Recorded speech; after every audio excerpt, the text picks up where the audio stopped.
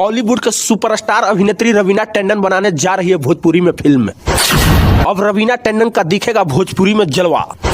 बॉलीवुड अभिनेत्री रवीना टंडन ने भोजपुरी को लेकर कर दी बहुत बड़ा ऐलान। सारी जानकारी इस वीडियो में। आपको बता दें कि बॉलीवुड अभिनेत्री रवीना टंडन जो अजय देवगन और सलमान खान और बॉलीवुड में बड़े बड़े हस्तियों के साथ अपना परचम लहरा चुकी रवीना टंडन अब भोजपुरी फिल्म में मारने जा रही है धाकड़ एंट्री। इसके सारी खबर बताएंगे इस वीडियो में। इसके लिए वीडियो के अंत तक बने रहें और इस तरह की खबर देखने के लिए मीडिया टीवी को जरूर फॉलो करें ताकि इस तरह की खबर सबसे पहले आपको पास पहुंचे। आइए जानते हैं कि रवीना टंडन भोजपुरी में कब फिल्म बनाएंगी और उनका कौन सा फिल्म होगा।